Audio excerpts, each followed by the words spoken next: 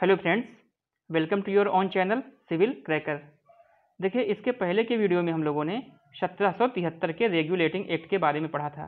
उसमें हम लोगों ने यह देखा था कि यह ऐसा पहला अधिनियम था, पहला एक्ट था जिसके द्वारा ब्रिटिश सरकार ईस्ट इंडिया कंपनी पर अपना नियंत्रण स्थापित करना प्रारंभ करती है, स्टार्ट करती है। इसके बाद हम लोगों ने पढ़ा था 1784 के पिट्स के इंडिया एक्ट के बारे में, क्यों आया था, इसमें क्या क्या प्रावधान किए गए थे। इन सारी चीज़ों को हम लोगों ने बहुत ही डीपली पढ़ा था। और इसके बाद हम लोग पढ़ लिए थे 1793 के एक्ट के बारे में। अच्छा, एक चीज़ और है कि 1793 के एक्ट के बारे में एक प्रावधान किया गया था कि कंपनी जो है 20 वर्षों तक शासन करेगी। तो इसका मतलब क्या हो गया? इसका मतलब ये हो गया ना कि अब 20 वर्ष के बाद कोई नया एक्ट आएगा। तो इस तरह हम देख रहे हैं कि अब आ गया 1813 का एक्ट, जो कि 1793 से 20 वर्ष के बाद आता है। तो देखिए, इस वीडियो में हम लोग पढ़ेंगे 1813 के एक्ट से स्टार्ट करते हैं कि उस एक्ट में क्या क्या प्रावधान थे, क्या क्या चीज़ें थी। तो देखिए, हम यहाँ से देख रहे हैं कि चार्टर एक्ट 1813 कंपनी का। ये एक्ट कहाँ से आते थे? ब्रिटिश सरकार के द्वारा ईस्ट इंडिया कंपनी के ऊपर आते थे। तो इस एक्ट में क्या क्या प्रावधान किए गए थे? सबसे पहले हम यहाँ देखेंगे कंपनी के व्यापारिक अधिकार को समाप्त कर दिया गया था। देखिए, अब क्वेश्चन उठता है कि क्या कंपनी के सारे व्यापारिक अधिकार को समाप्त कर दिया गया था? तो इसका आंसर है नहीं, सारे व्यापारिक अधिकार को नहीं समाप्त किया गया था। चीन के साथ व्यापार एवं चाय का व्यापार, इन दोनों पर अभी भी कंपनी का अधिकार था। और यह कह दिया गया था कि कंपनी जो है भारत में 20 वर्षों तक शासन प्रशासन को देखेगी। देखिए, 1813 के एक्ट में इसमें भी ये कहा गया है कि कंपनी 20 वर्षों तक शासन प्रशासन को देखेगी। तो अब देखिए, एक चीज़ और सामने आती है कि अगर कंपनी के व्यापारिक एकाधिकार को समाप्त कर दिया जाएगा तो ये जो कंपनी के शेयर होल्डर्स हैं, जिनकी इसमें पूंजी लगी थी, वे बेचारे क्या करेंगे? तो देखिए, उनके लिए भी प्रावधान किया गया था कि सभी शेयर धारकों को लाभांश का 10% दिया जाएगा। मतलब जो भी शेयर धारक हैं, कंपनी जो भी व्यापार कर रही है भारत में, उसका 10% जो भी लाभ होता है इन शेयर धारकों को दिए जाएंगे। अच्छा, एक चीज़ और है कि भाई, जब कंपनी के व्यापारिक एकाधिकार को समाप्त कर दिया गया है तो अब भारत में क्या व्यापार करेगा, कौन व्यापार करेगा? तो इसके लिए क्या कर दिया ब्रिटिश सरकार ने? सभी ब्रिटिश नागरिकों को भारत के साथ व्यापार करने की अनुमति दे दी। इसका मतलब क्या हुआ कि देखिए, जो ब्रिटिश थे इंग्लैंड में और बहुत सारे व्यापारी थे। ईस्ट इंडिया कंपनी तो ऐसी थी जो यहाँ पे आके भारत में व्यापार कर रही थी, लेकिन वहाँ पे तो अभी और सारे व्यापारी थे ना, और भी लोग वहाँ पे ब्रिटिश थे। तो क्या किया इस एक्ट ने? उन सभी व्यापारियों को जो कि इंग्लैंड में थे और वहाँ के लोगों को ये अधिकार दे दिया गया कि अच्छा ठीक है, अब आप लोग भी जाके भारत में व्यापार कर सकते हैं। हमने देखिए, जब बहुत पहले पढ़ा था तो उसमें दिया था कि ईस्ट इंडिया कंपनी को व्यापारिक अधिकार किसने दिया था? क्वीन एलिजाबेथ ने दिया था। लेकिन सभी जो हैं अंग्रेजों को किसने दे दिया व्यापारिक अधिकार भारत में करने का? 1813 के एक्ट ने दे दिया था। अच्छा, अब इसमें एक चीज़ और हम देखते हैं कि देखिए, इसी एक्ट में 1813 के एक्ट में 1 लाख रुपए की व्यवस्था की गई कि 1 लाख रुपए देकर भारत में शिक्षा की व्यवस्था की जाएगी। तो देखिए, इसमें लेकिन ये चीज़ मेंशन नहीं किया गया था कि ये जो शिक्षा की व्यवस्था की जाएगी 1 लाख रुपया देकर, ये किस माध्यम से शिक्षा दिया जाएगा? हिंदी माध्यम से या फिर अंग्रेजी माध्यम से? तो इसको देखिए, बहुत बाद में जाके क्लियर होता है जब लॉर्ड मैकाले आता है। अब देखिए, इसमें अच्छा और कौन कौन से प्रावधान थे 1813 के एक्ट में? तो देखिए, यहाँ पे एक चीज़ और है कि ईसाई मिशनरियों को भारत में धर्म प्रचार की अनुमति दे दी गई। इसका मतलब क्या हो गया कि जो ईसाई मिशनरी हैं, मतलब जो ईसाई धर्म के प्रचारक हैं, अब ये क्या करेंगे? वे भारत में आकर अपने धर्म का प्रचार एवं प्रसार कर सकते हैं। तो देखिए, इस चार्टर एक्ट 1813 के में इतने ही सारे प्रावधान थे। अब देखिए, इसमें एक चीज़ और है ना कि मतलब कंपनी 20 वर्षों तक शासन करेगी। तो इसका मतलब क्या हो गया कि अब 1813 से फिर 20 वर्ष आप जोड़ लीजिए 1833 में, इसमें क्या होगा? एक नया एक्ट आएगा। अब हम लोग क्या करेंगे? 1833 के चार्टर एक्ट को पढ़ लेते हैं कि 1833 के चार्टर एक्ट में क्या क्या प्रावधान किए गए थे। तो देखिए, यहाँ पे हम लोग क्या देख रहे हैं? Charter act 1833। इसमें क्या हुआ? चीन एवं चाय का व्यापार समाप्त कर दिया गया। मतलब इसके पहले जब 1813 का एक्ट हम लोगों ने पढ़ा था तो उसमें ये था कि कंपनी चीन एवं चाय का व्यापार कंपनी के हाथों में था। लेकिन जब 1833 वाले में आ गए तो उसमें क्या हुआ? चीन एवं चाय के व्यापार का भी अधिकार समाप्त कर दिया गया। और फिर कंपनी को कहा गया कि कंपनी अगले 20 वर्षों तक भारत में शासन करेगी, शासन प्रशासन की देख रेख करेगी। अच्छा, इसमें एक और बहुत बड़ी चीज़ थी कि क्या हुआ, प्रशासन का केंद्रीयकरण कर दिया गया। प्रशासन का केंद्रीयकरण करने का मतलब क्या हो गया, इसको हम थोड़ा सा समझते हैं कि देखिए जो बंगाल का गवर्नर जनरल था, अब इसको क्या कहा जाने लगा, भारत का गवर्नर जनरल अभी हो गया। अच्छा, इसको हमने बंगाल के गवर्नर जनरल जो था, इसको बंगाल का गवर्नर जनरल किस एक्ट से कहा जाता था, 1773 के रेगुलेटिंग एक्ट से। इसको तो पहले कहते थे बंगाल का प्रशासक, लेकिन जब 1773 का रेगुलेटिंग एक्ट आया तो इसमें कहा जाने लगा बंगाल का गवर्नर जनरल। और 1833 के एक्ट से क्या हो गया कि अब बंगाल के गवर्नर जनरल को भारत का गवर्नर जनरल कहा जाने लगा। और देखिए जितनी भी सभी नागरिक शक्तियां, सैन्य शक्तियां क्या हो गई, सब बंगाल के गवर्नर जनरल के अधीन हो गई। अब देखिए इसको हम थोड़ा सा और देख लेते हैं, इसमें क्या क्या प्रावधान थे। यहाँ पर देखिए कि गवर्नर जनरल को परिषद की सहायता से कर लगाने तथा व्यय करने का अधिकार दे दिया गया। कि इसमें क्या हुआ कि अब गवर्नर जनरल जो है वह संपूर्ण भारत क्षेत्र के लिए बजट पास कर सकता था। कहाँ पे कितने कर लगाने हैं, कहाँ से कितनी वसूली करनी है, ये सब क्या हो गया, गवर्नर जनरल के हाथ में आ गया। और अच्छा देखते हैं और कौन से प्रावधान किए गए थे। तो इसमें देखिए किया गया था, गवर्नर जनरल परिषद में सदस्यों की संख्या 3 से बढ़ाकर 4 कर दी गई। देखिए बहुत इंपॉर्टेंट है।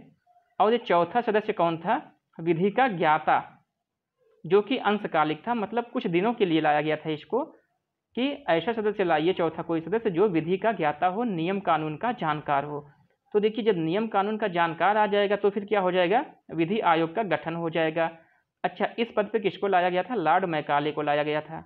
और यही लॉर्ड मैकाले आगे चल के जो 1 लाख रुपए मिलते हैं 1813 के एक्ट में, यह बताता है कि इस पैसे को कहाँ खर्च करने हैं, अंग्रेजी शिक्षा पे खर्च करने हैं, यही लॉर्ड मैकाले बताता है। अच्छा, एक चीज़ हम और थोड़ा सा देखते हैं कि देखिए क्या है कि गवर्नर जनरल परिषद में सदस्यों की संख्या 3 से बढ़ाकर 4 कर दी गई थी। तो जब हम लोगों ने रेगुलेटिंग एक्ट को पढ़ा था 1773 वाले एक्ट को, तो उसमें क्या था, गवर्नर जनरल के जो परिषद थे उसमें सदस्यों की संख्या कितनी थी, 4 ही थी। और देखिए इसमें भी यही काम कर दिया गया है, 4 कर दिया गया है। लेकिन जो 1784 का था पिट्स का इंडिया एक्ट, इसमें क्या हुआ था कि सदस्यों की संख्या 4 से घटाकर 3 कर दी गई थी। अब इसमें क्या हुआ, फिर 3 से बढ़ाकर 4 कर दी गई है। अब देखिए चार्टर एक्ट 1833 में एक और भी प्रावधान किया गया था कि दास प्रथा पर प्रतिबंध लगा दिया गया था, कि अब भारत में दास प्रथा नहीं चलेगी। और इसको आगे चल के क्या हुआ, लॉर्ड एलनबरो ने पूरी तरह से समाप्त किया। अच्छा देखिए, भारतीयों के लिए एक बहुत अच्छी खुशखबरी ये थी कि सरकारी नौकरियों में योग्यता के आधार पर नियुक्ति करने का प्रावधान किया गया। देखिए जो 1833 का एक्ट है ना, ये विलियम बेंटिंक के काल का है। और हमने विलियम बेंटिंक के बारे में पढ़ा है कि वह बहुत ही उदार था, तो यह कहीं न कहीं भारतीयों को रियायत देना चाहता था। तो हुआ क्या कि सरकारी नौकरियों में योग्यता के आधार पर नियुक्ति, ये हुआ कि अब नियुक्ति होगी योग्यता के आधार पे। लेकिन जो कोर्ट ऑफ डायरेक्टर्स थे, कौन थे ये, कंपनी के मालिक थे, जिनका कंपनी में, ईस्ट इंडिया कंपनी में जिनके पैसे लगे थे, जो उसके शेयर होल्डर्स थे, इन लोगों ने इसका विरोध कर दिया, इसलिए यह एक्ट लागू नहीं हो सका। तो देखिए 1833 के एक्ट में इतनी सारी बातें थी। अच्छा, अब नया एक्ट जो आएगा वो कब आएगा, तो यहाँ पे देखिए कंपनी 20 वर्षों तक शासन करेगी। इसका मतलब यह है फिर 1833 में अगर आप 20 जोड़ देंगे तो कितना हो जाएगा, 1853। तो अब नया एक्ट कब आ जाएगा, 1853 में आएगा। तो आइए अब हम लोग 1853 के एक्ट को पढ़ते हैं कि उसमें क्या क्या चीज़ें की गई थी, क्या क्या प्रावधान किए गए थे। तो देखिए यहाँ से देखिए चार्टर एक्ट 1853, इसमें क्या किया गया, इसमें फिर से देखिए कोर्ट ऑफ डायरेक्टर्स की संख्या 24 से घटाकर 18 कर दी गई। अच्छा, ये संख्या 24 है, यह किस एक्ट से पता चलता है, देखिए पहले भी पढ़ाया गया है, इसके पहले वीडियो में बात कहीं बताई जा चुकी है। तो ये 1773 के रेगुलेटिंग एक्ट से था कि कोर्ट ऑफ डायरेक्टर्स की संख्या 24 होगी और 25% सदस्य प्रतिवर्ष रिटायर होंगे, ये बात भी उसमें हुई थी। अच्छा, ये देखिए जो कोर्ट ऑफ डायरेक्टर की संख्या 24 से घटाकर 18 कर दी गई थी, इसमें एक और प्रावधान किया गया था कि 6 सदस्यों का मनोनयन किसके द्वारा होगा, ब्रिटिश सम्राट के द्वारा होगा। अच्छा, अब देखिए दूसरा प्रावधान क्या किया गया था। देखिए दूसरा प्रावधान यहाँ पे यह है कि संपूर्ण भारत के लिए पृथक विधान परिषद की स्थापना कर दी गई थी। अच्छा, किस सिद्धांत पे की गई थी? क्षेत्रीय प्रतिनिधित्व के सिद्धांत पर। अच्छा, अब इसमें एक देखिए एक और प्रावधान किया गया था, ये वाला था कि गवर्नर जनरल परिषद के विधि सदस्य को पूर्णकालिक सदस्य का दर्जा दे दिया गया था। इसके पहले हमने क्या देखा था 1813 के एक्ट में कि जो लॉर्ड मैकाले था, 1833 के एक्ट में लॉर्ड मैकाले क्या था, अंशकालिक सदस्य था। लेकिन जब 1853 का आ गया तो इसमें क्या हुआ कि जो है विधि सदस्य, इसको हम लोग क्या कहते हैं, पूर्णकालिक सदस्य का दर्जा दे देती है। अच्छा, अब ये देखिए सबसे इम्पोर्टेंट तो ये भी आ गई कि कंपनी की व्यवस्था क्या है, सरकार की इच्छा पर है। देखिए 53 के एक्ट के बाद क्या हुआ कि अब ये 20 वर्षों का जो था कि कंपनी 20 वर्षों तक शासन करेगी, इसको समाप्त कर दिया गया था। इसमें कह दिया गया था कि अब कंपनी की व्यवस्था सरकार की इच्छा पर है कि सरकार बताएगी कि कब तक कंपनी को शासन करना है। अच्छा, अब देखिए इसके बाद एक और प्रावधान है, ये काफ़ी इम्पोर्टेंट है कि सरकारी सेवाओं में प्रतियोगी परीक्षा का प्रारंभ किया गया। इसका मतलब है देखिए जब हम लोगों ने 1833 का एक्ट पढ़ा था तो बातें तो ये वाली उसमें भी की गई थी, लेकिन उसमें क्या हुआ था कि कोर्ट ऑफ डायरेक्टर्स जो थे उन्होंने विरोध कर दिया, तो इस तरह वहाँ लागू नहीं हो पाया था। लेकिन इसमें क्या हुआ कि पहली बार सिविल सेवाओं में भारतीयों को शामिल करने का प्रावधान किया गया। तो देखिए इस वीडियो में हमने चार्टर एक्ट 1853 में इतनी सारी बातों को, जो भी इम्पोर्टेंट चीज़ें थी उन सबको कवर किया। अब हम थोड़ा इनसे बनने वाले कुछ क्वेश्चंस को देख लेंगे, देखते हैं ताकि कितना हम लोगों का तैयार हुआ है, हम लोग कितनी बातों को समझे हैं, और इसी बहाने हम लोग रिवीजन भी कर लेंगे। तो देखिए सबसे पहला क्वेश्चन कौन सा है कि निम्नलिखित में से किस अधिनियम में कलकत्ता में सर्वोच्च न्यायालय की स्थापना किया गया था? तो रेगुलेटिंग एक्ट 1773, देखिए पहला ही क्वेश्चन सही है, इसका आंसर यही होगा। रेगुलेटिंग एक्ट 1773 के द्वारा सर्वोच्च न्यायालय की स्थापना की गई थी। कहाँ पे की गई थी? कलकत्ता में। कब हुआ था? अच्छा, ये 1774 ईस्वी में हुआ था। इसके पहले जो मुख्य न्यायाधीश कौन थे? एलिजाह इम्पे थे। इसके बाद देखिए हम थोड़ा सा इसमें देख पिट का भारत अधिनियम 1784, इसके बारे में हमने क्या पढ़ा था? यहाँ से क्या आ गया था? बोर्ड ऑफ कंट्रोल का गठन कर दिया गया था। इसका काम क्या था? कोर्ट ऑफ डायरेक्टर्स की पे निगरानी करना, मतलब प्रशासनिक गतिविधियों की देखरेख करना बोर्ड ऑफ कंट्रोल करता था, और जो भी व्यापारिक गतिविधियाँ थी भारत में उसकी देखरेख कौन करता था? Court of director. तो ये 1784 के एक्ट से ही आए थे।